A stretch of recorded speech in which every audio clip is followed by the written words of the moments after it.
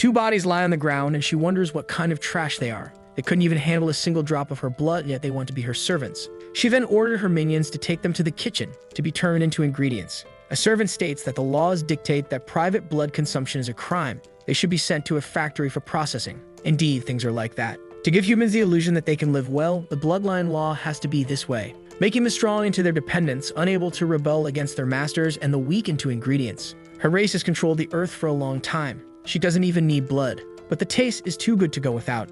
Her next destination is now Emerald City. Someone tries to wake Ji, saying today is a big day. The young man pokes the sleeper repeatedly. He says that the boy only ever sleeps and does nothing else, and that if he falls asleep in class again, he'll be in serious trouble. Once he's awake, he's told to go down quickly to attend to customers. He puts one of his hands on his face and realizes things had changed. He's Wang Ji, he just turned 25, and today his boss stole a project he had created and his company fired him. He was bankrupt, facing mortgage debt, and his father had been bedridden in the hospital for years, so he decided to drink by the riverbank. At that moment, he saw a young woman entering the water. Worried, he went up to her to rescue her. He managed to prevent the woman from drowning, but as he got drunk a lot, his body decided it would be a good time to lose strength in the middle of the river. After that, he remembers nothing else and woke up in that bed. It's May 2077, the year he was only 18. The boy leaves his room, slamming the door. He hurriedly descends the stairs, wondering if it's really true. Excited, he encounters his father, who is working. He hugs him warmly because his father is well. The bald man doesn't understand anything, but his son says he had a terrible nightmare. A customer complains that he's in a hurry, but the bald man doesn't care, as it's been a long time since his son hugged him. After the emotion fades, he says he'll cut the customer's hair and shoos his son away to start working too. This customer is annoying and says that if the better salons weren't full, he wouldn't be there, and that if his day gets delayed, he'll destroy the place. The boy gets irritated with the petulance of the man, but the bald man says he needs to find a good job. That customer is to be interviewed by Miss Yu, a pure-blood noble, and he is one of the city's promising young men, potentially becoming one of her dependents. These concepts are foreign to the young man, who doesn't understand what they mean, as it isn't the reality he knew. Looking at his tablet, all he sees is news about how to become a dependent. He has no idea what that is. So he goes to see what being pure-blooded means, protecting humanity from external dangers and currently holding all leadership positions. Without knowing exactly what they are, they're already in control of everything. Humanity is governed by these pure-blood beings, and people are complicit. He wonders if this happened after a war or an invasion. Just as he starts his research, a curious message appears on his tablet, warning him that he is food. It's a peculiar being with 3 eyes on its face. He immediately pressed a button to exit the screen. Now he sighs, slightly relieved. He still has no idea what this is, but it's definitely scaring him a lot. The world is very confusing to him. He is certain he was reborn in a world, but it's different from the one he knew. Putting his hands on the mirror, he wonders if this person is really him now. Then he notices bite marks on his neck. It seems it's really all true. He was bitten at some point, and it was by a vampire, but the marking begins to fade until it completely disappears from his skin. With that, he rubs his eyes to make sure he isn't going crazy. Turning his back on the mirror, he imagines his vision might have been blurry, and he must have been mistaken. However, his reflection in the mirror slowly changes, revealing red eyes and a lascivious smile. Already outside his house, he's heading to school, and his father hopes he'll focus on his studies. He is excited that his son is studying at a prestigious school, while the boy wishes his father would take better care of his own health. He reiterated that his father needs to go to the doctor soon, as in his past life, he only treated his cancer when it was already terminal. The concept of rebirth is strange, but he doesn't want to waste this chance now. This time, he wants to live his life until someone calls him a fool. He ordered them not to get in his way. The androgynous oddballs, who would be the target of ridicule in any serious society, tell him this is not a place for him. They are so weird and bizarre that the boy doesn't know if they are even real. The oddballs, full of arrogance, tell the boy to get out of their way, but he is still perplexed that these clowns are referring to him. He's being treated as inferior. One clown says again that this place is for people with a genetic ranking of A or higher. He had seen this somewhere before. Looking at his identification, his ranking is C. One of the clowns pushes him, telling him to leave at once. It's an unacceptable reality. He's being victimized by people who should suffer until someone calls his name. He wants to know if his friend is feeling okay and asks him to come with him. This person seems familiar. The skinny boy with glasses, frail and possibly anemic in this world where vampires control everything, is Wencheng. They were from the same college. The frail one was dedicated to his studies, while Wang was almost a jerk. All he did was vape and chase women who only looked pretty after he was drunk. As soon as he left college, he realized these skills were not valued in the job market. At rock bottom, he messaged his friends who used to go to the clubs with him, only to find that none of them were really his true friends. However, the skinny, nearly blind kid lent him money during those hard times. The last person he expected, so much so that he didn't even know exactly who he was. And indeed, he didn't even know who that frail kid was. He hugged him joyfully and said he missed him, while the oddballs who wouldn't last 2 minutes in any serious suburb are upset. There were many people gathered there. Then he asked the frail kid who they were welcoming, as it must be a goddess. It's the noble Yu, who came to Emerald City looking to expand her family. He'd heard about this, that there would even be an interview. Only he doesn't understand why so many are interested, as he is unaware of the benefits. But by becoming a blood-related member of the family, humans gain supernatural strength and extended life expectancy. Some oddballs say it's not just that. They want to become nobles and live an easy life. And the first step for this is to receive the blessing of the beauty that is the noble Yu. The blessing process is completed when the vampire infuses her blood into her dependents, which for them is an exciting process since she is exquisite. And not just that, specifically for humans. Receiving the blessing makes them feel the greatest happiness of their lives. And since Yu is a marvel, that group of soft and effeminate men want to have a chance with her. Apparently, there's no need to be bitten, which is a great relief. Finally, a caravan of cars arrives at the school. A size 42-foot steps out of the car. That's the goddess Yu, the one the softies have been waiting for. This is the most important guest in the city. Beside her are the mayor and the academy director. The students look at her, impressed by her beauty. Then he approaches his frail friend. What's really important is to dedicate himself to his studies and increase his abilities. One thing he learned in his past life is not to depend on others, and becoming her dependent is basically the epitome of what he doesn't want. What everyone is desiring is not what he wants, until they feel something happening behind them. The frail friend tries to turn to see what's happening. Several fools have been pushed around, and the tiny one is almost about to hit the ground face first. To prevent his friend from needing orthodontic intervention, he grabs him by the clothes. He prevented him from falling, but an explosion had happened. A shockwave is dangerous, and he has blood on his mouth. Behind him, there's a mysterious hooded figure kneeling on the ground. He looks at this figure, very intrigued. The hooded figure stands up, face covered. The goddess Yu is not at all impressed, and the mayor says that it was a close call. She blocked the attack. If not for that, Yu wouldn't be breathing now. Even though he's obese, he's strong with a diamond-level battle rating, but that guy is definitely stronger. He's certain this is an assassin sent to kill him, but he's not sure if it's due to the recent incident. Realizing the fight is pointless, the assassin quickly leaves the place, but he's immediately followed by guards who won't let him escape, or at least they don't intend to. Yu questions if the city security is so poor that the assassin might flee, but the mayor says she is the strongest person there and security for her is merely symbolic. However, she's found someone interesting. While some didn't protect themselves, he looked after his friend even while spitting blood from his mouth, and now she's quite intrigued. A ridiculous guy with horrible hair says he has the highest genetic potential here and would love to be her servant for life. It doesn't take long for all the fools to bow down and make the same request to her. In the middle of the questions, she asks them if they know why there are genetic classifications. They say it's because the human body might not handle the adaptation, so they're separated this way. There are 5 levels. The higher it is, the greater the chance of success. And indeed, he's right, but for pureblood nobles, those limitations don't apply. To her, being class E or A is all the same. A pureblood's success rate is always 100%. That's why they're called nobles, besides being the strongest. Receptive genetics are useless to her. That's not what she needs, because after the blood pact, life begins anew in a way they wouldn't understand. Then she looks closely at the fool with hair uglier than hitting one's own mother. She doesn't need a loser by her side. That comment caused him to have an intense existential crisis. He succumbs to feelings of sadness and decides to end the misery of living with that bizarre hair. However, someone kicks the knife out of his hand, asking him to stop doing that, though it's a shame they didn't kick his head instead. Life is more than being someone's servant, and you should think about that. But the boy is surprised by the influence that woman has over some people's lives. These people are definitely psychiatric patients and urgently need professional and medical help. The ridiculous one got angry for being stopped from ending what he calls life and lunged at the protagonist. But as he's deplorable and mediocre, he fell to the ground by himself, crying like a defenseless child. It's a pitiful sight, but not too much. With that, the noblewoman with an 80s haircut approaches him. She gently touches his lips with her finger, sliding her finger from one corner to the other. She tastes his blood and likes it a lot, then orders him to come to her mansion that night because she wants more. Everyone there is invited to go that evening, as there will be a second test. Whoever passes it will spend the night in her lair. She can't wait to see them again. The mayor says those who are ready should gather at City Hall that night. Anyone absent will face the consequences. The crowd of failures is thrilled that they'll get a second test. While they celebrate, the protagonist is sure that woman is a first-class molester. His skinny friend doesn't want to go, but the director says he has to go too. Coincidentally, he's also his father, even if they don't resemble each other. While he sent the injured to the infirmary, he asked the others to follow him. Since they'll do another test, they also need a new process. They needed to sign a waiver agreeing not to disclose the test's contents. Additionally, he agrees to the possibility of dying in the process. That waiver is simply bizarre. After reading it, he genuinely worried for his life. He approached the director and suggested he'd like to withdraw from the test, but for him, it's already too late. He's already caught Yu's attention.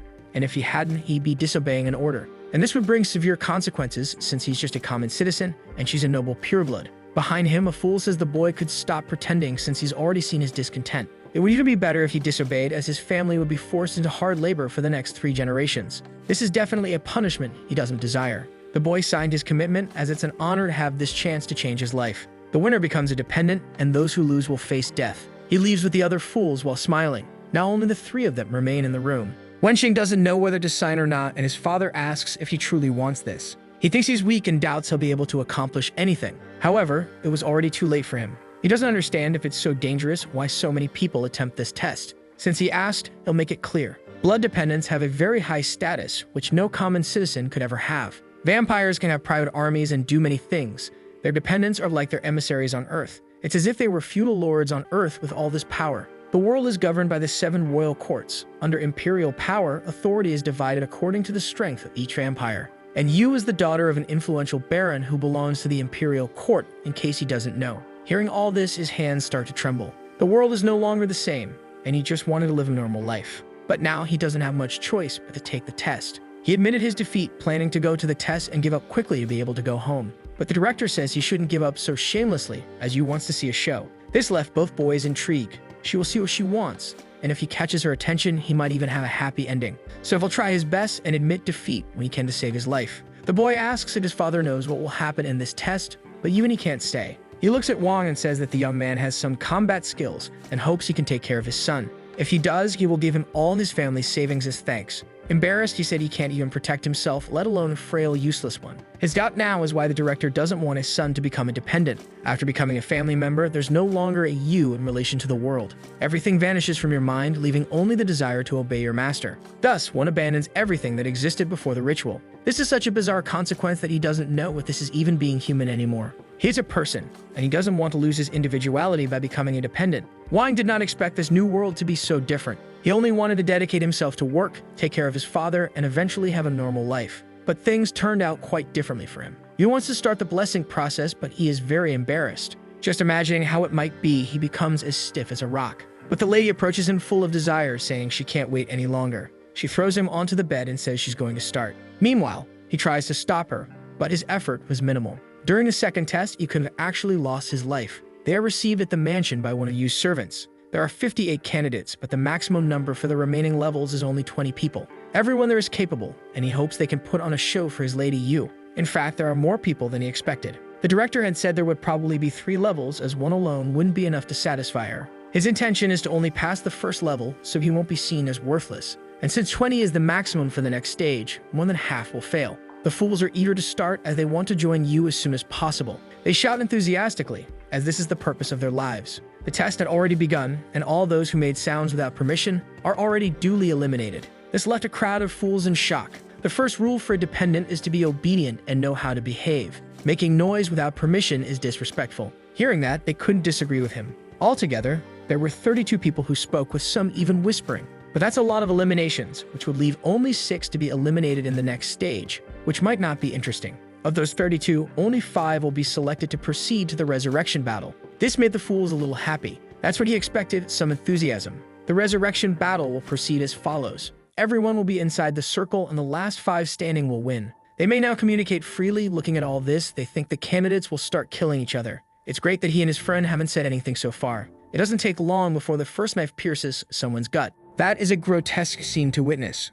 Only a few will be able to continue with the test, and that was the quickest way to get to the final. Armed, he says he'll be one of the finalists, and anyone who approaches him will only do so to die, because he's willing to take them all down. That guy is definitely crazy. However, with a rifle in hand, a woman wants to know if he's really capable of fulfilling his threat. There are others there who are also armed. These tests would be harder than he imagined. To be part of this family, you have to be able to face blood, of course. After that pathetic scene, there's a lot of blood dripping. Only 5 people are left from that battle. The rest have ceased living in the process. The woman notices that there's still someone there writhing on the ground. She quickly ends his suffering. Finally, there was no one left there in agony. Master Yu is very pleased with this performance, says the butler, and orders them to return to their teams. The young psychopaths are quite happy now. In fact, the least crazy one that would be a lost cause for any psychiatric hospital. One of them looks at the protagonist, wondering why he's being looked at so much, but they just dodge the question. He's ready to show these young students just how sinister society is. Soon, they better not cry afterward. Seeing this, the skinny guy became frightened, as he's now in the crosshairs of those moral degenerates. However, the protagonist tells him not to be afraid. They've already passed the first stage. During the next one, they can simply give up, and that's okay. The thought of giving up brought him a bit of peace. With only 31 remaining, the first stage will finally begin. This scared them, as it hadn't even formally started and there were already bodies all around. This time, only 20 of them would be able to go to the next stage. Under the butler's foot, a large crack begins to open. He's about to announce what they must do now. The candidates will need to go fishing. But that well looked more like a trap and the fish like monsters. It's a hunt for both sides. A special fishing rod can handle up to 5 tons of force, capable of pulling up those fish. The focus is on the bait, which must be the candidate's own blood. Though it may not seem like it, these fish are a delicacy and are only attracted by the finest blood. Those who don't attract any fish are already eliminated. But if a fish bites the rod and the candidate is pulled by it, they'll become fish food. A terrifying fate for them. It's as simple as that. The blood is the bait, and those who fail to attract fish are eliminated. The first test had officially begun. Looking down, he has no idea how he'll be able to pull one of those monsters. The rod is especially heavy. It must weigh around 45 kilos, and with the fish's weight, it could go up to almost 140. A participant managed to hook one of them. He pulled so hard on the rod that his clothes began to tear immediately. They were impressed by this strength. The woman says he's just a drug addict, but the protagonist doesn't understand, and she says he's just an ignorant boy. Swollen and well-toned muscles. Red eyes, nearly having a stroke. And a clearly disturbed mind, a sign he used fentanyl with crack. These stimulants increase strength, but as a risk, they can cause death or permanent madness. That guy definitely spent a lot of money on that, and he managed to catch a fish. Because if he becomes a dependent, it'll all have been worth it. She needs to work hard too, and told the boys to do the same. They finally understood what was happening. Some there had already caught their fish. They just need to try too. Then he put some of his blood into the container. He threw the bait into the lava and waited. After a few moments, he thought no fish was interested in his blood. However, some movement began to form in the lava, that it started to stir even more. Several fish began moving toward the same bait, but his rod line wasn't moving. He waits patiently for something to happen. He noticed a slight movement in his fishing rod. The lava below him was bubbling. It was getting more and more agitated. He had caught something. He had to hold the rod tightly. He almost fell into the lava, and the skinny guy had to help him with that. Already exhausted, he was very worried about his friend, and he was telling him not to let go for anything. He just needed to hold on a little longer. It made him use all his strength. It wasn't just one fish coming up, but several. They struggled to catch the fish. Finally, the creature had been pulled up by them. The effort was worth it. It had worked. The frail one celebrates as together they had succeeded. However, he quickly notices there was something peculiar. It wasn't just a single fish. Even the protagonist can hardly believe what he's seeing now. Angry, the fish doesn't want to leave its lava. Even so, he keeps holding onto the rod with all his strength. Once again, he's almost falling into the lava lake, and the frail one is struggling to keep his friend from becoming fish food. His effort is so intense that his entire face is covered in sweat. On the bait, several fish are coming. It's too much weight for them. He doesn't have enough strength to catch them all. His hands are nearly losing strength. His teeth are grinding from the force he's exerting. Faced with the struggle, he ends up slipping a bit closer to the lava lake. The girl watches as the candidate is on the verge of losing his life. Meanwhile, the fish thrash violently, attracted by the quality of the bait. The more time passes, the less strength they have. Knowing the danger, the frail one tells his friend to abandon the rod and save himself. However, he doesn't want to give up like that. Catching this fish is proving far more difficult than he imagined. If he doesn't pull now, he won't be able to later. His arms are so strained they're cramping. And all that effort has taken a toll on his body. He's losing consciousness, until his eyes starts to glow an intense scarlet. In his mind, a peculiar image has formed, and there's a body at the center, screaming as if in despair. Everyone, without exception, watches incredulously as he pulls all the fish up. His effort paid off. Meanwhile, Yu is in her room, looking out the window. Not bad at all for the guy she's had her eye on. Eagerly, she can't wait to devour him. The fools present don't believe what they're seeing. Those two boys managed to catch 6 fish at once. After the ordeal, they were exhausted. As they wash the fish thrash on the ground, one of them congratulates them, as he didn't think it would be possible to catch so many fish at once. He places his hands on one of them, but the protagonist tells him to back off. Those who were grabbing at the fish look at him. There's hostility in their eyes. Composing himself, he says they should stay away from his fish. They smile and tell him there's no need to be arrogant. He caught many, and it makes no sense not to share. The one with glasses said it was the result of their hard work, and they're trying to rob them. He knows they want to steal. They just haven't done it yet because they're unsure if the rules would allow it. Armed, they ask the butler about what they can do in this situation. He listens to the question carefully. They want to know if they can rob and kill at this stage, and he says that Mistress Yu values peace, so stealing's not allowed. But wowing as many fish and modesty has been a sign of chivalry since ancient times. Sharing with others is a gesture of humanity. Not to mention that if he doesn't do this, he will become a target. After hearing this, he gives a macabre smile. If they want his fish, that's fine. He threw a fish into his friend's lap. Everyone there is friends and they should help each other. Hearing this, the fools felt a bit happier. There's just one problem. He throws one of the fish back into the lava lake and said that by doing so, he was helping them since now there are more fish in the lake. Annoyed, they say that now he's a target, but Wang says that in the end, only one will win. Distributing fish to enemies is foolish, as they won't become his allies afterward. Once again, the background character says he's arrogant. However, Wang says there's even more arrogance to come. He lifts one of the fish with his hand. Anyone who kneels and calls him daddy will receive a fish as his offer. He told them to decide quickly because he's already thinking of throwing the fish into the lake, reminding them that only 20 would pass and that time is running out. Anyone interested should kneel immediately. Some are hesitant to do this, until the first pair of knees hits the ground. A chubby one among them calls him daddy. After doing so, he received a fish from the protagonist. Upon receiving the fish, he said he would kill him as soon as possible, but to him, none of that mattered. He wanted to know who else would kneel. They had already killed before and they had abandoned their humanity. Because of that, they should now become his little dogs. For him, since they no longer want to be human, that's the least they deserve. They threaten him, but he doesn't want to hear any crying or complaints. Only 3 more fish remain and he wants to know who else knelt. The others feel a bit apprehensive, unsure of what to do, until a few more people kneel before him. And each of those who caught a fish wanted to personally kill Wang. However, he didn't care about that. His friend thinks he went too far, but Wang says he took it easy. Just look into the eyes of these psychopaths. In each of their minds, there is only one goal: to become a member of Yu's family. They don't want to be human anymore, so there's no need to treat them humanely. In reality, they're all just a bunch of trash, and their stench bothers him. Looking at Wang, he noticed his friend seemed strange. It was as if he had become a completely different person. It was as if he had suddenly gone mad, not to mention he managed to catch all those fish.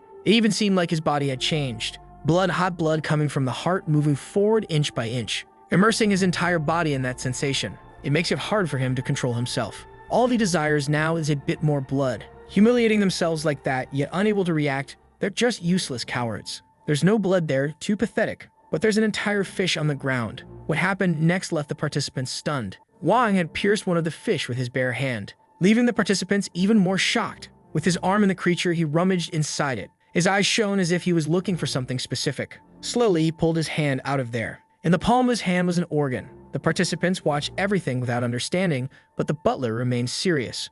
Wang was consuming that organ. The audible crunches echoed through the room, and they began to say he was completely crazy. Doing that would end up destroying him, and the butler reminded them that time was running out. He smiled while those who didn't have a fish yet rushed. They're all idiots who haven't realized anything yet. That fish is something very valuable. Its flesh is extremely nutritious, and a single bite can greatly increase a person's strength, as well as their endurance. It's ridiculous that they don't know this, and he thinks Wang is doing it instinctively. He even tries to get his friend to eat a bit, as it's very tasty. If it's instinctive, that's a bit scary. He truly is a potential winner. One of the fools approaches the butler to ask a question. He wanted to know if he could do the same with them. The butler responded positively. Then, using his knife, he made some cuts to be able to consume its flesh. That left him impressed. Not everyone there was an idiot. Some could learn. Finally, they reached the target number of 20 participants. Many died in the process, and their goal now is to quit the competition. He thanks Wang as they can now leave safely. But Wang didn't care about what his friend had said. The young man is completely transformed. He's so focused on the competition that his friend finds him strange.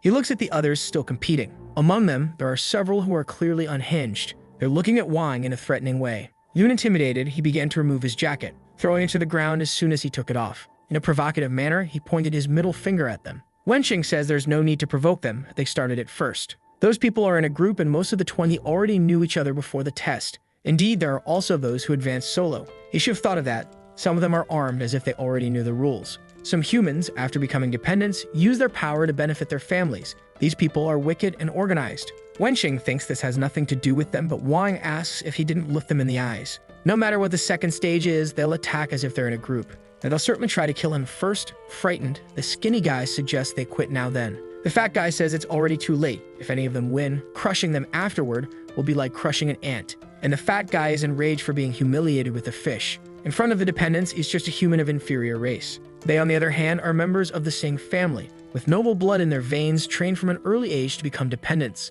That's why they're unscrupulous and kill without any remorse. Once again, he tells Wenxing that these people are no longer human. A person who abandons their humanity doesn't deserve to continue living. They smile at the comment as they don't believe he can kill them. The long-haired one says this guy is crazy, and they should focus on the other lone wolves. Besides them, there are other people with insider information for the test. Because of this, they should be cautious with them. The chubby one turns to the long-haired guy and says he's the strongest among them and hopes he won't forget the true allies when he becomes a dependent. In the hall, they want to know what the second stage will be like. Regardless of what it entails, he tells Wencheng to quit immediately, but Wencheng is worried about his friend. He needs to continue because, win or lose, those clowns will come after him. But at least he'll kill all these people before they try anything. Hearing this, the boy with glasses said his friend sounds terrifying. In fact, he's scarier than the others. Soki asks what was wrong with him, and even he doesn't know what's going on, just that he feels his blood rushing. But there's an intense hatred growing, almost as if it's consuming him. The second stage is about to begin, and only 3 of them will be able to continue competing.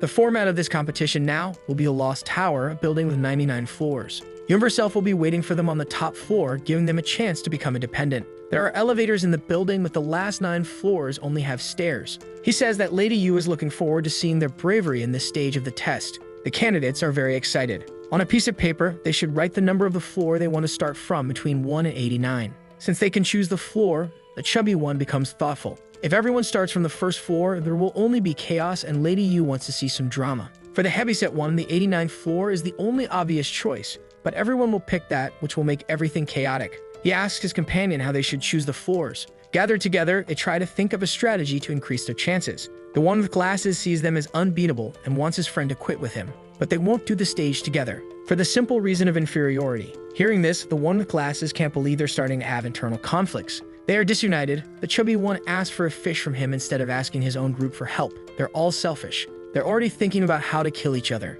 Indeed, this seems quite plausible. Then he asked which floor Wang would choose, but he had already decided. On his note, he said he wants a random floor. Even the butler recognized that the boy is truly brave. Because of this, he might end up on the 89th floor, which will be complete chaos. Not knowing what to do, the butler asks one of his colleagues who says to go by the month. Since it was the 17th, that's the floor where he'll start the test. With Wencheng's withdrawal, everyone had chosen their floors and now Lang Yu is waiting for them. With a gesture of his hand, he started the stage. Circles began to appear beneath each of their feet, until an intense blue glow began to form. They're being teleported to the floor they chose. They immediately start to feel as if they're flying and everything gets dark. Finally, he's inside a room, and he feels that there's no more movement, so he must be still. He immediately opens his eyes to look around. He's on the 17th floor. Heading toward the stairs, he realizes that for now he's safe. However, a man watches him from the shadows. He realizes someone is hiding there. His eyes focus on that stranger. The man approaches Wang quickly. The guy is armed with a fire extinguisher. He tried to hit him but ended up missing.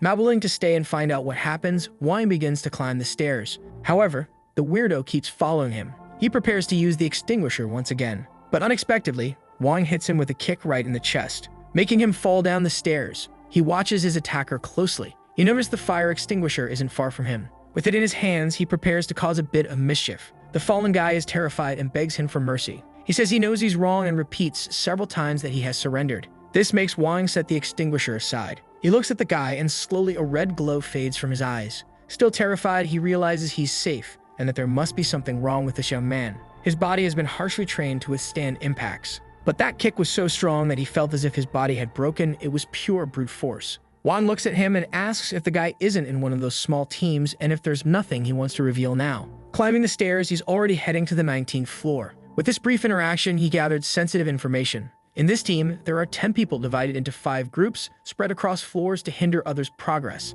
Reaching the 20th floor, he prepares as, according to the information he obtained, someone should be guarding it. He advances carefully up the stairs, but so far, he hasn't found anyone. With that, he ends up sighing in relief. Even as a team, the strategy is pointless. Those too far below stand no chance of winning. The last 20 floors are the most dangerous as almost everyone will be there. He keeps advancing, walking slowly. He doesn't want to be a dependent and he doesn't want to quit either, so he chose a random outcome. Rationally, he thinks it's a poor choice, as he's just an ordinary person. But his instincts make him want to reach the top and destroy them all. His head is confused with these feelings. His head aches and he doesn't see what is formed in his hand. He finally realizes that something strange is happening to him. His eyes tell him something's about to happen. His perception of things is different now. A stranger approaches him from above in a hostile manner. Behind him, another person is approaching. This guy is using a hypnosis technique thanks to his class as genetics, allowing him to dominate people with inferior genetics. With enough slaves, he'll impress Lady Yu. After making his attack leap, he grabs Wang by the shoulders and tries to use hypnosis on him to make him obey. But Wang looks back, red veins spreading across his face. This leaves that participant shocked. He can't tell what it is and his throat is already being squeezed. Wang thinks he's the reason his body is like this, but his attacker denies it. He says it was all a misunderstanding while getting hit and realizes his hypnosis didn't work on him, making him doubt his genes are inferior. Angry, he orders him to remove those red things immediately. Agonizing, he says he didn't do it because his hypnosis only subjects people to his control. To defend himself, he says it's useless to go against him and that they should form an alliance to keep climbing, but Wang strikes him again. In pain, the guy drops to his knees. Then he collapses, having lost consciousness. The red veins continue to spread and pulse across his body. He slowly brings one of his hands to his face, touching his lips. Then he leaned down toward the guy's neck. His mouth got closer, salivating intensely. That's when he realized he was doing something too unusual. Snapping back, he moved away from the body, shocked by his own actions. On the ground and scared, he can't say what he was doing. He breathes heavily while still watching the scene before his eyes. But looking again at the neck, he feels his vision change. His mouth starts salivating again, until he slaps his own face, thinking he must be going crazy. That makes him dash out of there down the stairs. Contrary to what was expected of the test, he's going down the floors.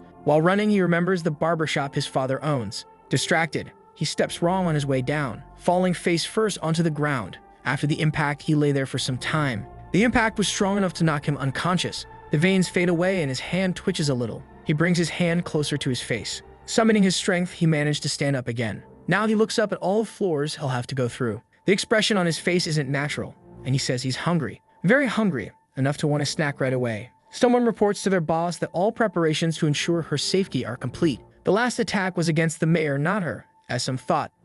Ending the call, she asks how much time is left. The process is nearly over. No matter what they do on the 89th floor, the participants always start fighting in groups. Everyone fears running out of energy quickly but doesn't want to lose their place. Some rely on intellectual planning, and others on action and luck. There are those who pretend to be weak and kill their teammates, or those who hide their strengths until it's necessary to show them. And there are still those who rely on their strength from the beginning. With this variety of talents, you will have the best show possible to watch. Watching the footage, he wonders where Wang is. Then someone starts searching for him. They finally find him, and he's almost reaching the 89th floor, which is basically the eye of the storm. As soon as he arrives on the floor, violence is already underway. He just watches as more and more people die. In front of him, the others don't stop fighting. Between him and the access to the upper floors lies a battlefield, but he remains completely calm. Those in front of him are completely transformed. One of them tries to attack him with a metal bat, but he misses as Wang expertly dodges. Two others try to block his path, but they too can't even touch him. Wang passed through most of the conflict unscathed.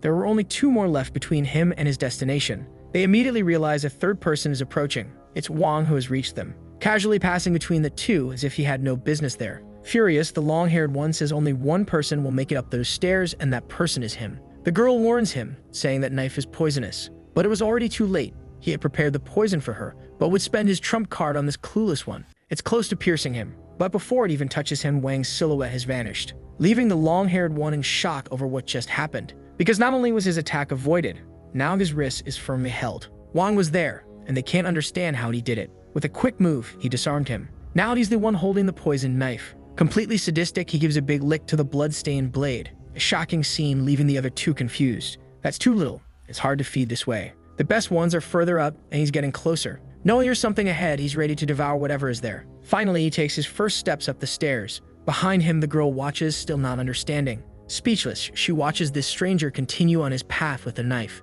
Since she was no longer being blocked by the long-haired guy, she also climbed the stairs. He finally realized that two were already ahead of him. If he wanted anything still, he would need to climb the stairs too. But before he reached the stairs, he noticed people approaching him. They are the other candidates, who are completely insane. He doesn't know why they're out of control, as some of them were his companions. With one hand, he tries to hold onto the wall, but he is quickly overpowered by his attackers. His blood flies through the air like that of an animal. The lighting in the place changes and moonlight enters through the window. What's left in the hall are bodies and blood everywhere. They pile up at the base of the staircase leading to the top of the tower. A barrier has formed, blocking the passage there. He climbs the stairs in front of him, injured. In his hands, some fingers are incomplete, having become someone's snack. He needs to become a member of the Blood Clan. Someone tries to contact Yu, confirming for her that the three have been selected, and she thanks them for the previous courses, as she is very satisfied. Especially the last fight. Watching it was delightful. Despair and desire are the best seasonings. Now the three main courses are on their way, and she wonders what they will bring to her. She's truly excited for this and wishes for the party to continue. In the hall, pleasant music echoes. Some people are dancing, and masks cover their faces. A band with classical instruments plays the music. It's almost time. They're waiting for the participants. It's begun. They have arrived at the hall. Once inside, they are greeted for reaching the wandering ball. a large-scale family selection. The long-haired one wants to know what this is and where Lady Yu is. The voice tells him not to worry, as she is disguised as one of the women dancing. As her future servant, it's unacceptable not to recognize her, so she announces Chen Da. Then she says the name Hu Feng, and the last participant, Wang Ji. She congratulates them all for reaching the final test, which is to find Lady Yu among all those people. She might be the most beautiful among them, or perhaps the one wearing a mask behind the curtain, or even dressed as a waitress, serving drinks. There will be only one chance. Once they find her, they should ask her to dance, and the true Yu will lead them to the final room. But if they're unable to find the real one, they will become vampire food, eviscerated, and served as a feast for all. So they better not make the wrong choice and end up as cannibal fodder. This challenge terrifies them, except for Wang. The test has started, and they must choose their dance partners in just 30 minutes. Faced with this challenge, the long-haired guy doesn't know what to say. The girl smiles and says she knows what he must be thinking. Killing the other two would ensure his victory by finding the real one. It's a good idea. Showing him her weapons, she asks if he knows why she hasn't done it yet. Because she can't beat Wang, and she plans to use the long-haired guy as a shield to save her life. He curses her angrily, but she walks away, telling him to follow the rules as she's giving him a chance. But it's all part of her plan to kill him when it's over, along with everyone there, using the bomb inside her body. Traitor is an organization that eliminates those who have lost their humanity. The mayor saved her life, but not for long. Humans are controlled by the Blood Clan and have been compliant for a long time. But there's a small group of people who refuse to submit to them. They believe there will be a turning point and humanity's fate will change. Certainly, that's what she believes in. The women start getting anxious for them to try to find the real one because they want to feast on them. One of them grabs the long-haired guy, urging him to choose her quickly. They tease him, saying he's way too eager, and one girl calls him an idiot. They try the same with her, but she ignores them outright. However, placing her hand on her head, she starts feeling nauseous. From above, she's delighted with the feast, as with human protection laws, it's hard to hunt and create moments like this. Her servant wants to know if everything is okay since her potential dependents are there, but she doesn't care, as she'd rather share the meal with her own. They would never find her up there, and below, the place is filled with her clan's charm. An ordinary human wouldn't be able to keep their mind intact. Even so, she notices that one among them isn't so bad. She always feels he'll surprise her at any moment. At that moment, Wang felt like someone was watching him. This surprised Yu as she realized he had noticed. Immediately, he was already climbing the stairs to find her, until he managed to grab one of her arms. He had finally found her. She then asks if he's sure and if he isn't afraid he might have found the wrong person. But there's no mistake. Her taste is unique, and since he's hungry, he'll just have to eat her, unfortunately. Hearing this, she wants to skip the dance as she's very hungry too. In fact, she's curious about how he'll eat her, as she has high expectations. Lying on the floor, the long-haired guy realizes someone has already found the real Yu. It's impossible he can't accept that he lost. The girl also realizes Yu has been found, but the bomb hasn't gone off yet, and she wants it to explode soon. Then a hand reaches her waist. As she wonders why the bomb hasn't detonated, the person behind her says this is a very safe place that blocks all signals. In that place, there's no room for resistance. Shocked, she lets her weapon drop, while those surrounding her say she's a delicious little girl, and that there's still plenty of time to keep playing. Yu is lying in her bed with the supposed test winner. Full of wickedness, she says she's about to start, and he says he'll do the same. While on top of him, she admires his audacity, as he's the first to sleep in this bed with her. After the ceremony of grace, he will surrender to her body and soul and fall in love, becoming her plaything. She is the queen who can give him all the glory, and she bit his neck. She ended up loving his flavor. It was intense and impactful. The taste is splendid. She's completely flushed, practically falling for him. As she thinks about how incredible the sensation is, she can't hide the lascivious feeling filling her body, as she's quite shameless. She can't wait to be with him and make this moment special. She can even imagine him paying child support. Pulling him closer, she asked if he thought it was good. She thinks he's wondering why the grace ceremony hasn't ended yet, but she confirms that it's still early and that she has much more to do. She said she'd now enjoy him a little more, turning him inside out just to start. Now it was up to him to enjoy this lucky moment, as she would take it slow, very slow. However, she reminded him that he said he'd eat her eagerly. Placing her hands on his hips, she wanted to know if he was afraid to fulfill his promise. Quickly, he brings his hand to her face, and he said he would devour her, of course. He sank his teeth into her neck. The poor girl made a face as if she wasn't being bitten, despite her surprise. While he immobilizes her, she doesn't understand why he has fangs. She tries to struggle a bit, asking him to let her go. She makes a slight effort to break free, but she's not very committed. Her requests for him to stop are purely rhetorical. It's a strange feeling. She even thought she was being marked. This shouldn't be possible since she's the benefactor in this case. She is the master, but now she feels like a passive servant. As night falls, she cries out for him to get off her neck. Her trembling legs can do nothing in this moment. Her face is flushed, and she's weak. She tries to break free from him while her body quivers gently. The girl is overwhelmed. If there were problems in her life, she doesn't remember them, as all she wants now is to live in the moment. She has no idea what this wonderful sensation is. It was the greatest pleasure she's ever felt in her entire life. There was no precedent for this. She grabs him with her hands so he doesn't pull away. Finally, the bite is over. But she's insatiable and still wants more. She wants him to keep doing that with his mouth, since no one had ever bitten her before. The boy feels a bit dazed hearing this. Embarrassed for asking for more, she apologizes to him. He pulls away from her, and the girl props herself up on her hands. She calls him her dear master and presents herself as his faithful and loyal servant Ling Langju, wishing for him to continue the blessing ritual. She begs for him to go back to biting her, as it was wonderful. This makes him smile slyly, for thanks to his blood, his thoughts are clearer. Even if she's just an ordinary pureblood, he'll accept her. She thanks him, as she is now his slave and wants him to mark her. He makes it clear he won't write his name, as that's old-fashioned. He'll leave a blood mark since this is a special situation. He places his finger on her forehead, which makes the girl very happy. With a mark on her forehead, she thanks her master. She's never felt this good before and can't abandon her master now. She asks how he appears so weak, as she misjudged him because of it. Seriously, he tells her this isn't something she needs to know. Trembling, she apologizes for saying that. He needs to rest now, leave the rest to his body, as he is her other half and the object of her loyalty, to which his servant agrees without question. Not wanting to draw attention, he'll present himself as her dependent, and now he'll sleep as biting drains his energy. Closing his eyes, he falls into a deep sleep. She watches him sleep, enamored, and can't wait to have two masters with different personalities, since they must enjoy different positions. But the other has no memory of what happened and doesn't want to startle him, yet she thinks she has a good strategy for that. Gradually, he begins to wake up. His eyes open slowly. Rising from the bed, he feels a headache. Breaking out in a cold sweat, he realizes someone is behind him. She congratulates her dependent for being selected and asks if they should start causing some trouble. Looking at him, she asks what's going on. She wants to know if he doesn't want to have fun with her. The boy feels something is wrong, as he's still drowsy. He tries to leave, but the door doesn't open, and she says that if he doesn't come now,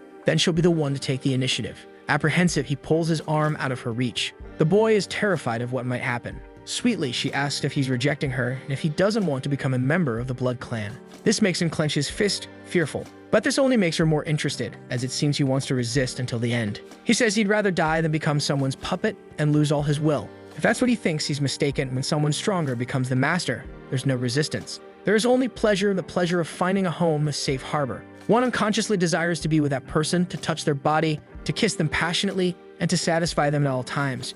She asked if he understood. Because of this, she doesn't want him to be so engaged in resisting and even has a suggestion. But she wants to know if he'd like to hear it. Outside, there are many photographers. A caravan of cars parks. In the news, it's reported that it has been 10 years since a pureblood selected a human to be her dependent, which is why there's so much excitement. At that dinner among authorities, the noble Langju will bring her dependent, and everyone wants to know who this fortunate one is. She steps out of her car with a servant assisting her. Others from her clan call her crazy for making a human her dependent. They do this to stabilize power by choosing humans from influential families. They even thought she was just having a bit of fun. But they're curious to know who this person is. This anonymous human who was chosen. Soon they are seen walking, almost like a couple. People take several photos, impressed with her. Some fans jump wildly, making security's job more difficult. As she walks to her destination, they shout her name. Those fools are impressed with what they're seeing. They wonder if that guy is really her dependent. He looks quite ordinary and doesn't seem to have anything special. They know he's only a Class C and his family owns a barber shop. They have no idea why he was selected. It must have been politics, as purebloods usually select vassals from the most traditional human families. That's why she traveled the country looking for her dependent and in the end, chose an anonymous weakling. This way he's disposable and she can select another when this one perishes. They're already seeing him as a consumable item, thinking he's mediocre. But she tells him not to lose courage and to look at the cameras with a smile. He'll be the headline of the day, and pretending to be her dependent will be his life's mission. He'll need to behave. But Smiley in this situation feels strange. He's the center of attention and can only take one step at a time. They continue walking toward the palace. An odd person greets her, and she thanks him for the invitation as well as the greeting to her father. He looks curiously at her dependent. He feels his ki overflowing, perhaps due to the ritual that just happened. An energy identical to his master's, he's definitely her dependent. An old man says young people act clever, which prevents them from reaching greatness, and she thanks her uncle for the advice. She tells him he's being watched. Many people are disappointed with her choice. As to everyone else, he seems weak. She pointed to the staircase and said someone couldn't wait any longer. The blood clan is rather inconvenient, and those are also dependents. Looking at him, she wonders what he'll do about it, and he doesn't know what to do either, as he's just an ordinary and powerless person. However, she says that if he's able to get rid of them, she'll reward him by teaching him how to obtain supernatural powers. This proposal shakes him because the only bad power is having little power. Genetically superior humans can develop this type of power. The two dependents approached them, offering to help her dependent. He had seen this with his own eyes before. It happened that time at school, and that other time as well. Meanwhile, he looks at the two who dislike him. He can't remember what happened, nor how he ended up in Langyu's bed. They tell him not to be a fool, as his master won't save him now. It's impossible. The night of dependence is something all of them must do once they join the clan. Customs and manners, everything must be completed that very night. Opening the curtains, they say that no one can stop the ritual established by the royal court, and they push him inside. Inside, someone calls him a rookie. The elder asks Wang to take a seat at the table, and to do so quickly. As he sits, she states that she's the senior and executive director of this night of dependence. Before the dance happens, the new dependent must go through this ritual, and with everyone gathered, it's time to begin. She asks everyone to start chanting a prayer with her. The composition is way too bizarre, and they all continue repeating what the elder says. They are dependents, the humble and loyal servants. That bizarre ceremony gives him chills. This is the rookie acceptance ceremony, and as she calls him by name, he ends up startled. A waiter approaches him. But what intrigues him is what's being served to him. They're about to have a meal, but he doesn't know what it is. Being washed, he hopes it's not made of people. Very apprehensive, he begins cutting the steak on his plate. However, he's still worried that it might be made of people. Before he has to make a tough decision, the waiter removes the plate in front of him and takes it to the head of the table, where the elderly lady is seated. She promptly takes a piece with her fork, putting it in her mouth voraciously. The boy simply watches the curious scene. It's aged lamb meat, and it's very tasty. The old woman bangs on the table, startling the boy. She starts ringing her bell during the sacred communion, thanking the great Blood King, for it's by his grace that they can all be there today. Nafrio is the name they all repeat as they toast. Next to him, a man asks what he's waiting for, as he should start eating right away. Those ingredients, besides being fine, are rare, and there are rules preventing human captivity. In the past, they used virgin blood and newborn flesh. He said he'd later take him to see some interesting things, as his master is close to Lingyu. Even if not everyone likes him, his personal stance is to help him. He said that to be dependent, he must withstand the stress, and beyond that, there are no major difficulties, as the master is also a protector. When it's all over, he'll take him to a peaceful place. The ritual is for him to see himself as part of a superior race and abandon his traces of humanity. And he pointed at him while drinking from his glass. He said he'd soon be addicted to the taste. It's simply madness. All of it. They're all crazy without exception. A night of madness and arrogance, a carnival built on human suffering. This situation is almost unbearable for him. It's almost time for the next stage. Then she asked them to bring her at once. Very excited, some ask if there will be a sacrament that day. Because of Langyu's status, they would do it even if it's somewhat against the rules. This only surprises him more as it's just a little girl. He doesn't know what they'll do to her, but the old lady asks them to begin. A light highlights the girl and Wang. Not knowing what to do, he positions himself defensively. Looking up, he wonders what's happening. The others are floating in the air. The old lady speaks loudly about the sacrament, but Wang still doesn't know what that means, and the girl behind him remains silent. He looks back and realizes she's standing. Her expression is cold, almost serene. In one of her hands, there's something resembling a dagger. He is stunned by what he's seeing. The girl prepares to cut one of her wrists. She begins making the cut, letting the instrument fall to the ground along with her blood. From above, the dependents watch this, starving. She offers it to Wang, who is slightly disgusted. With tears in her eyes, she asks him to enjoy it. Her wounded hands don't stop bleeding. The old woman urges him, saying he has to finish the ceremony quickly. But to the others, it's clear he's just a coward. The ceremony is meant to remind dependents that they are no longer human. If he doesn't complete the ritual, he won't be recognized by the Association of Dependents and will replace the human girl as the next sacrifice. These words affect him. A dependent is no longer human, and he asks if they actually want to drink that. To them, the rarer the blood, the better it tastes. Humans are merely the base in the food chain. Being independent doesn't prevent him from being someone's food, as the clan values the strongest. This makes him realize that even those who belong to the clan become food, they are always just that. They say he's correct, and even as a purebloods dependent, he's no match for them. He should recognize his place, as they can turn him into a snack at any moment. This is a cruel truth. Dependents are just humans with a few privileges, but are still food. The whole ritual is also meant to show this truth to the initiates. He wipes the girl's tears. This is really annoying, and he wishes only one thing for all of them. He wants to crush every one of them without exception.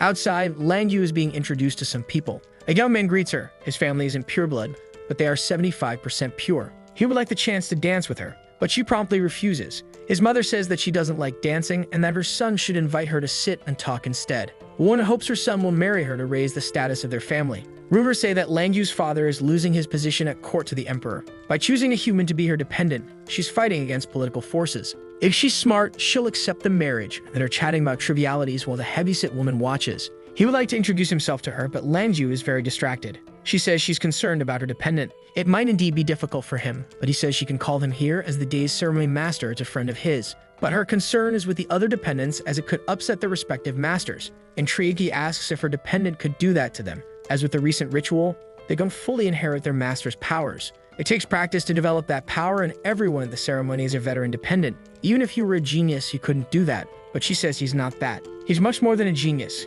He's the king himself.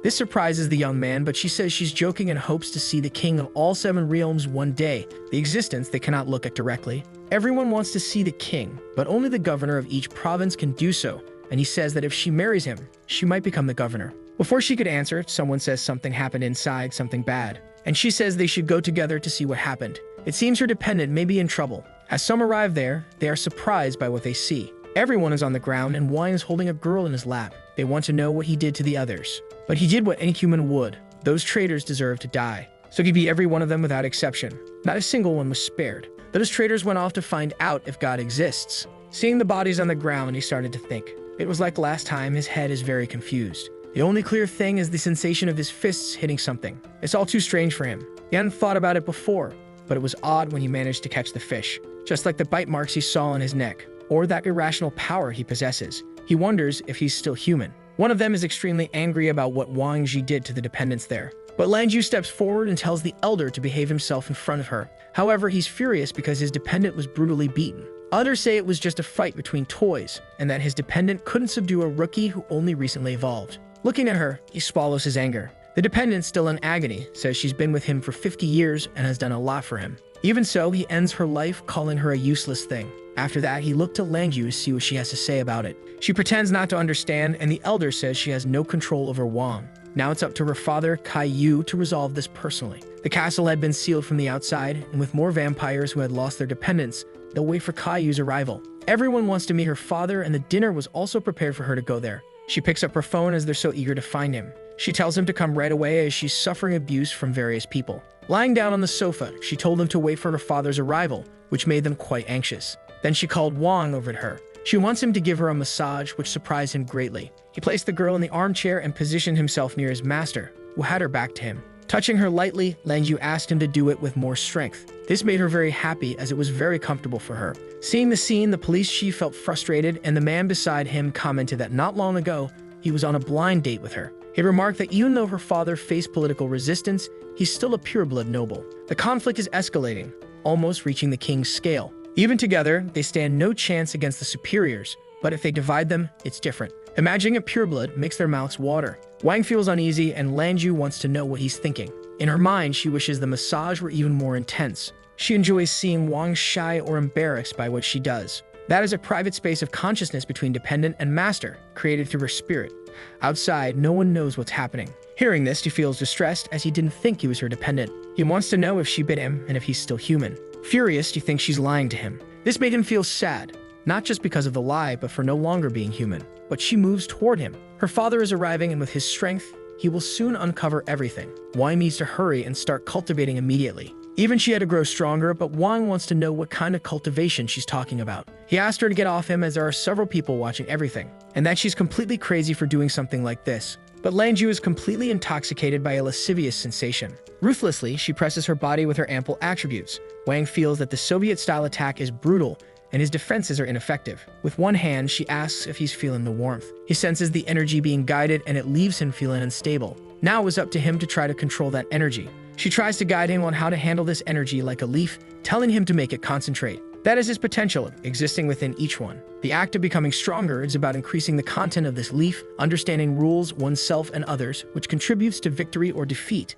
On his leaf, nothing is written, which is why he can only use brute force. Full of mischief, she says that if he gives her a kiss, she'll teach him how to use the leaf, but he guards his innocence. Closing his eyes, he focuses on how to inscribe powers. Imagine he held a pen in his hands. Immediately, the large pen began to touch the paper. The touch of the instrument on the paper began to release intense energy. It started to glow, as if shining even brighter. This left him extremely surprised. To his complete confusion, what was once a leaf had turned into a refrigerator. This led him to despair, but his companion says that for a kiss, she'd explain everything to him. Even if he doesn't know why it turned into that object and not something else, at least there was a change. The power within him, even if limited, seems somewhat controllable now. Watching him, the vampires can't stop finding him adorable. People's power pages generally have the same source, sometimes even following a pattern. She had never seen a three-dimensional object representing it while he tries to open the refrigerator without success. It's truly astonishing, and she increasingly recognizes that he's worthy of being her master. However, she has no idea what a refrigerator is.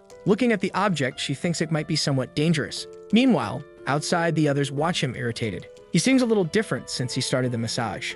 Outside the mansion, a storm forms with several red lightning bolts. Filled with fear, they notice that someone is approaching. An intense glow can be seen in the sky, and a gray mane quickly closes in on them. The approaching figure crashes hard into the ground, causing a wave of destruction in the area, throwing a few unsuspecting people far away. The newcomer is Caillou, the vampirus' father. Not only did he destroy the shield made by the Grumbler, but he also destroyed his palace, but Caillou didn't even notice there was a barrier there, as it was as fragile as paper.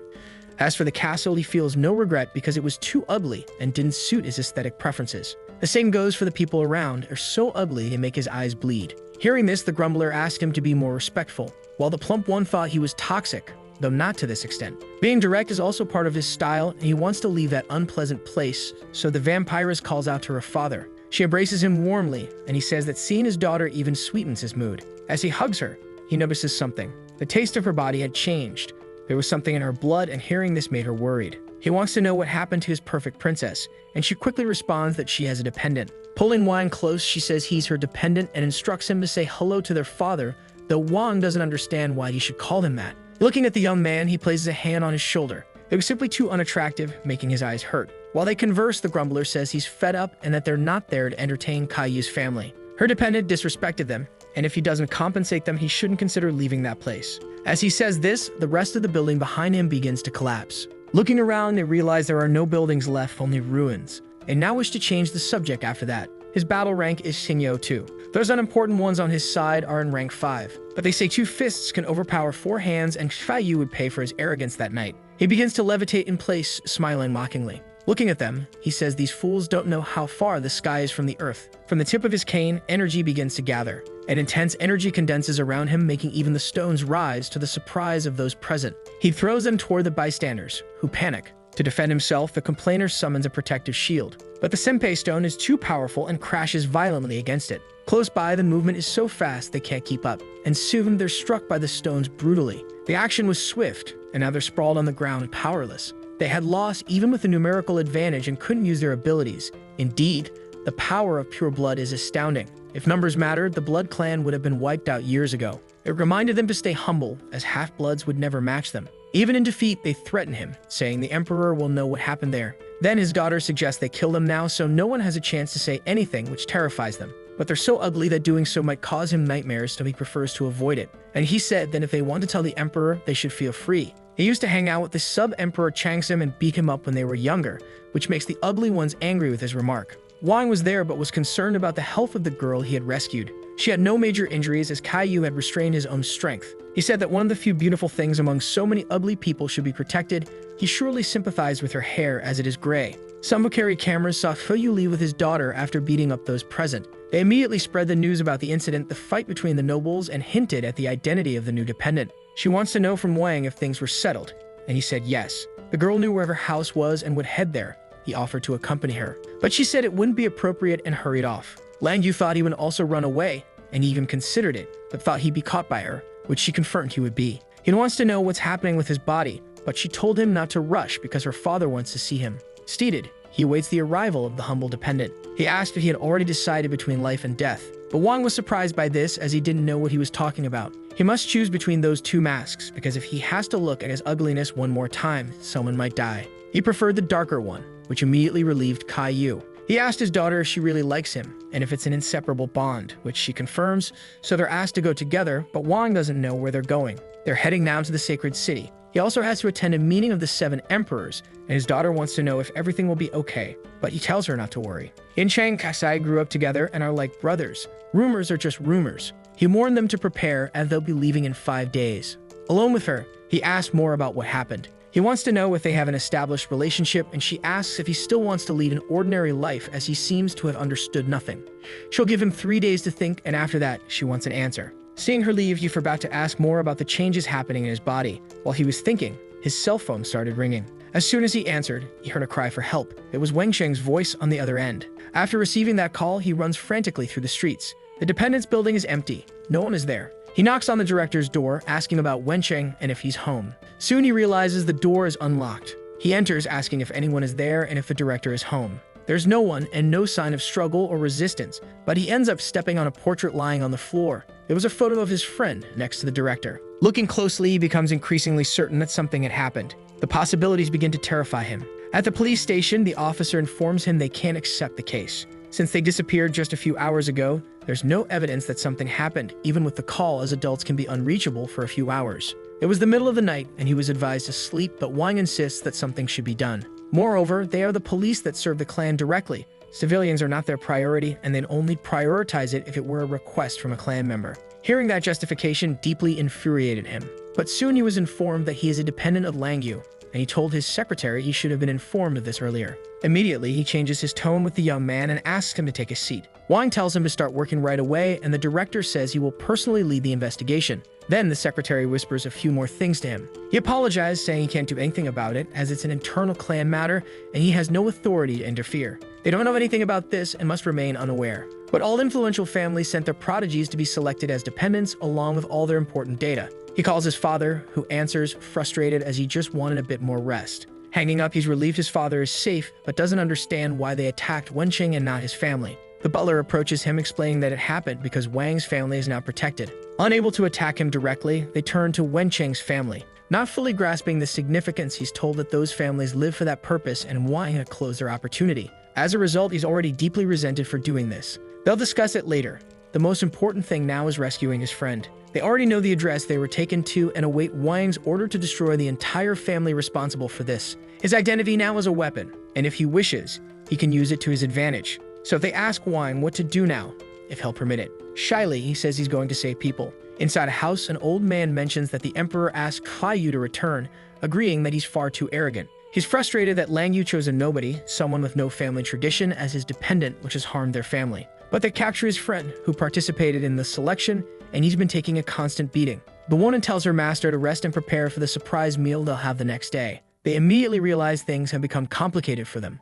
Someone is calling, and that's definitely not good news. An uproar breaks out inside the mansion due to the unexpected visit. In the sky are Wang's underlings. The butler's order is clear: kill. As they enter the already destroyed place, the old man tells them not to come any closer. It was merely an issue between dependents, and now they've entered his house and killed people. He only invited them for tea, and gripping the director's neck, says that when he's scared, his hands can slip. However, the director is injured and coughs, weakened. Wang is desperate, and the butler states that the director's vitality is compromised. He won't last beyond this night. The woman tells them not to come any closer, as Wang is merely a dependent while she has connections with real vampires. And they should at least speak to Langyu before doing all this. But the masters aren't here and the dependent is in charge, so all she can do is beg him. The only one capable of showing mercy here is him and no one else. Now they realize they're in real trouble. Immediately, the old man bows multiple times, pleading for mercy, but his servant says he shouldn't do this for his family's sake. But the old man knows that if he doesn't do it, people will die. He then returns them both to Wang, presuming they're good friends since he helped him during the test. He will lead him to Wensheng, but Wang made it clear that if his friend doesn't survive, heads will roll. He takes them to a door, as he's the only one who can open it, but assures them the friend is safe. At a kind of sensor, he places his eye to be scanned. After that, the door opens before them. Humbly, he requests that Wang and his group go ahead. But Wang insists that the old man will guide them, to which he agrees. Soon, he encounters something that leaves him surprised. Wensheng is lying inside a coffin. He rushes to his friend. However, the old man, very sly, presses a button on the wall. The place is now sealed with them inside. With only them inside, they assume Wang is in trouble, and the butler requests an urgent alert to be sent to Langyu. He's isolated with someone who's cultivated up to the 3rd level. The situation is not simple. Even so, he smiles confidently. It's for him to die, yet he has a strange feeling about it. Inside, the old man serves himself a drink. The door is massive and will take time to open. When he does things, he enjoys surprises, and this is his first surprise. Wang is already furious with the old man's audacity. Ignoring him, he runs toward his friend. He tries to wake him from his sleep. He soon noticed there was a bite mark on his neck. The second surprise would be this, to make the son finish off his own father, since he had now become his dependent. It would be the 3rd surprise, which would be sensational. Even though his plans were thwarted, it wasn't all in vain, as he enjoyed the expression on Wang's face. Snapping his fingers, he says it's time for the climax. He ordered his dependent to wake up and put on a new performance for his master. He slowly opens his eyes. The old man wants to know whose dependent is stronger, his or Langju's. He tries his best to bring his friend back to his senses, but he must dodge his attacks. Being careless, he ends up being superficially hit. The old man says it's useless, as he's his dependent now and only follows his orders, and he commands Wencheng to tear apart the one in front of him. Confused, Wang remembers all the moments he had with him. This made him even more outraged by the situation. Because of these guys, the world is now a big trash can. The old man says humans are nothing more than cattle to them, and that's how things are. Becoming a dependent is the best chance of their lives. If he kills him here, there won't be any problems, as he's just a dependent and can simply hand over Wencheng's head as payment. There's nothing he can do now. He instructed him to use the technique inherited by becoming a dependent, as it would be enough to kill him. Wang watches in horror as his friend hurts himself. By inflicting harm on himself, he's now 300% faster and stronger, a powerful boost that will last for 1 minute. Approaching swiftly, he strikes Wang. The old man celebrates, thinking he managed to resolve the situation. He praises his dependent, as it was wonderful to watch. Even so, there are tears in his eyes. Finally, he had stopped moving. Now Wang can hold him with his hands, and he told Wencheng not to worry, as it will all be over soon. The old man's incredulous, seeing that his dependent will be bitten by Wang. Immediately, he bites him near the neck. The old man laughs uncontrollably, as it's impossible for a dependent to suppress the influence of someone like him. Even so, the bite continues. Before this, he knew he wouldn't be able to catch Wencheng because he's too fast. So he went to his internal space and encountered the fridge once again. He can't open it, so it might be too late. While trying to open it, he found Langyu there, to his surprise. If they want and aren't too far away, she can be there. In fact, only he can have such a powerful space. Her space is vast, but she still doesn't know the limits of Wang's capacity. He doesn't know what to do, and she says she could help for a kiss. Stating that the matter is urgent, she says she was just joking with him. She can't open the fridge but can tell him how to handle the situation, as the person fighting him became a dependent of someone else. So he should grab him and make him his own dependent. Once he's a dependent, the result is irreversible. That way, he can at least free his friend from the old man's control. She'll teach him how to do it, and it'll be up to him whether he does it or not. It won't be difficult for him, as she's a pureblood. But actually, for him, it will be nothing difficult. Approaching, she said he needs to hurry. Either he marks him or he kills him. He must make a choice. The next morning, he tells his father he had arrived. He said he would make the food since his father is practicing calligraphy, but asked him to take care of his health, and his father asked what he thought of his calligraphy. Approaching, he said it's wonderful as always. He wonders if his father doesn't get tired of writing the same thing over and over, and that he should vary, as he always writes human, earth, and sky. But he says the laws of the earth and sky are in danger, and they should never forget the meaning of being human. His son was intrigued, and to avoid explaining, he said he would do the dishes instead of him. But he won't allow his father to do it, as he's the director. On the calligraphy desk, there's a picture of the two of them together. The frame's glass is broken. Veins bulge all over his body as the process takes place. He feels some pain and mental confusion. As the process progresses, he screams. Watching everything, the old man has no idea what kind of energy this could be. It's unbelievable. He can't allow the process to continue. He threw his glass on the floor and ordered his dependent to kill Wang. He tries to get closer to the two. With his wing, he attacks something. Only after the dust settled did he realize he hadn't hit anything. Looking back, he saw his former dependent holding Wang. He gently places him on the ground. His expression is calm and serene. On the other side, the old man smiles confidently. However, he begins to cough uncontrollably. The connection with his dependent had been severed. He has no idea how this could have happened. Even so, the dependent is no match for him, as he was born noble and was never human. As he says a few things, he sees a flash in front of the young man. For a moment, he's taken aback. There is a slight smile on his former dependent's face. The old man had been attacked and didn't even realize how it happened. His blood drips onto the floor. He is prostrate and powerless, unable to understand what happened. Finally, he falls defeated. Wencheng goes to his new master to help him. He carefully approaches his face. What does it mean to be human? And he remembers the portrait with his father. Observing everything, he realizes it's finally over. Seeing his friend getting too close, he wants to know what this guy thinks he is. He can only observe what his friend did. He's very strong now. With incomprehensible speed, he finished off the old man. If this is Langju's power, she is indeed a frightening woman. On the other hand, he looks at his hand stained with blood. Once again, he hurts himself. Desperately, he asks what he's talking about, and she says it's self-destruction. Probably, he no longer has the desire to live. As he is unconscious, Wencheng will act according to his wishes. For a moment, he contemplates the possibility of ceasing to exist. Wang hopes he won't do that. He tries to reach him within the space he created. Holding him, he tries to make him listen. Now the three are gathered in this place created by the master. Once again, he tells Wencheng to calm down and listen to what he has to say. Before he could say anything more, his friend had moved away, promptly bowing before him. Once the spiritual connection was reestablished, obedience to the master took over. No matter what he asked of him, it will not be denied. This is the nature of dependent, but he doesn't want his friend to stay like this. He wants to know if there's any solution for it. so that he can return to being the same as before, just as Wang is, even as Lang Yu's dependent. Saying this, he feels a bit saddened. The girl gives a wide smile. Wang is still the same, and he wants the same for his friend too. Seeing this, she is pleased. Having a more human master makes her heart race. Only through a marking will he have more self-control, as he was only bitten. But he has no idea what a marking is. Hearing what it is, he's perplexed by the possibility. She doesn't want him to refuse, as it would be beautiful to see for the more daring. Trying to escape, he places his hand on the refrigerator door. Unexpectedly, it decided to open with this touch. Inside, the only thing, there's a small ice cube. After all, that's what one would expect to find inside a refrigerator. So he decides to examine it more closely. The ice cube begins to glow intensely. Then beams of light emanating from it hit his dependent's forehead. Finally, the marking on him was made. He asks if his friend is okay, but he also wants to know what that pattern is on his forehead. Seeing it left Lang Yu very angry. Before he could answer, she left. Gradually, Wenqing regains consciousness. He touches his face and becomes emotional over everything that happened. At the moment, he's worried about what might have happened to his father. To reassure him, Wang says the director is outside. As soon as they leave the room, the young man goes to his father and hugs him.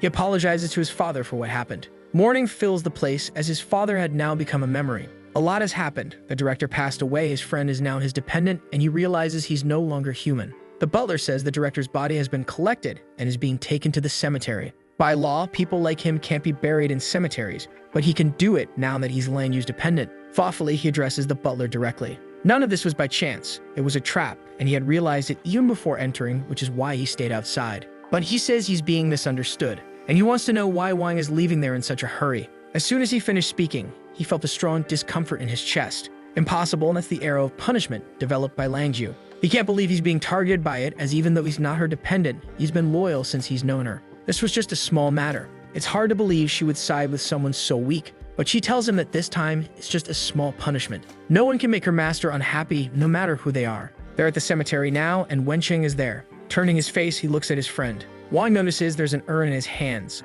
He didn't want his father buried in a place full of monsters, so he decided to bring him home. Indeed, it's a better decision. Finally, the two arrive at the director's old house. The door is open, and no one is there to greet them. Wenqing tells his friend to sit wherever he likes. He'll make some tea for them and suggested black tea since his father liked it a lot. He used to pick the leaves himself and would hike through the mountains to get them. But he's not a tea drinker and doesn't know what to do with it all. Remembering his father, he cries once again.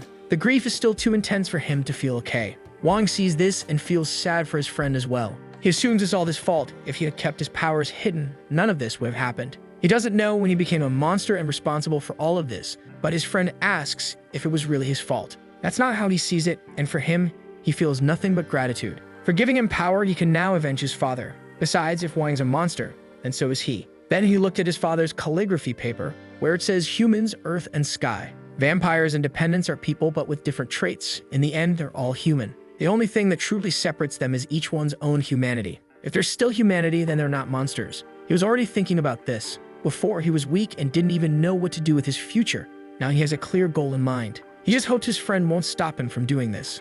After all this, he has become his master. Dependents always obey their masters, and he assumes that must be his friend's wish. To use these powers to take down all those monsters devoid of humanity. Hearing this, he realized Wenqing had completely changed. Taking advantage of the strength he now has, they can simply respond with force. That's why, from now on, he's going to work hard. He'll dedicate himself and start by writing a thesis to learn all the weaknesses vampires possess. Apparently, he hasn't changed much and is still an exemplary student in a way. He asked him to stay there for a few days and that, no matter the ideas he has, they'll talk about them once they're stronger. He heard this with enthusiasm, as weak soldiers don't win wars, and his success also depends on the strength of his superior. In other words, Wang needs to train hard so both can become even stronger. This way, they'll perfect personal skills to the point of being able to take down a vampire with a single punch. Leaving the building, he wonders if he'll stay there studying all night. However, he needs to perfect his skills as soon as possible. He feels there's something powerful in his body but doesn't know how to activate it or even use it. That ice cube also remains a mystery. There are many questions, and he truly hopes to help his friend. But he has something to do now. He remembered that Lang Yu gave him 3 days to give her an answer. The world is dominated by vampires, and as a human, there's no avoiding them. The only way out is to fight and get stronger, no matter the cost. It's the only way to protect his family and gain his freedom. Picking up the phone, he called Wenqing, asking for copies of all the materials he could gather. At dawn the next day, the whole city was shocked as they thought Caillou had killed yet another vampire family. That behavior disrespected the king. In court, the king is reading a petition addressed to him. They're calling for Caillou's impeachment for treason. Reading it fills him with anger, and 3 days the 7 kings will meet. He ordered them to inform Yu that he must attend. In the hospital, Wang takes his father to care for his health. He sighs as his father is resistant to taking care of himself. Even though he promised to accompany her to the capital, he's worried because he thinks she has some trick up her sleeve. Despite being her dependent, he has self-control, and besides, she helps him a lot, which is strange. Happy to leave for the capital, he will leave Wencheng to care for his father in his absence. Then he sees the silver-haired girl. She's the girl he saved that night. A heavyset man approaches, saying this is the last session, and that afterward, he'll take her to eat something nice. That sweaty, enormous person looks familiar. The big guy is the mayor of the town. He can't believe this man could be her father. If he is, it's a genetic oddity. Beside her, the mayor recognizes Wang, and the girl says this is the young man who saved her. Her arms are still bandaged, and he thanks her for telling him this. He only found out what happened to his daughter later, and because of his position, he couldn't thank him personally. But now that he's here, he does so. He didn't expect this girl to be the mayor's daughter. Wang wants to know why they targeted his daughter, and he says it's due to the impulsive desires they have, since they are vampires and he is merely a human unable to protect his own daughter. He watches the mayor pull out some papers. Approaching, he whispers to him that he shouldn't go to the capital. Because it's a trap, the king wants to get rid of Yu.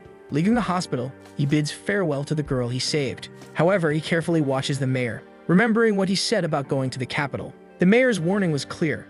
This trip would be dangerous. Knowing this, he needs to inform Lanju about what he discovered. He sent her a message about what he heard. If they go, they need a plan to protect themselves. She replies in a friendly manner. She's happy he's worried about her and wants to know if he missed her. This isn't the reaction he expected to such serious news. She wants to cuddle with him all night and do some intimate things if it's not too much to ask since she has needs. Reading that made him break out in a cold sweat. On the other end, she eagerly asks him to come to her room. His father, who read everything, advises him to do these things in moderation. He says it's not what his father is thinking, but the bald man has lived a long time and used to put his bald head to work when he was younger. Now that he's a dependent, the salon is very successful, and he believes his son's beauty is enhanced by the haircut he's had since childhood. He needs to get back home because he's now famous on the internet, and he offered to help his father, but he refused. He's not oblivious to everything and knows his son is mingling with high society people. Knowing this, he wishes him the best and happiness. No matter what happens in the future, as his father, he'll always be waiting for him in that little shop. Happy with these words, he promises to do his best.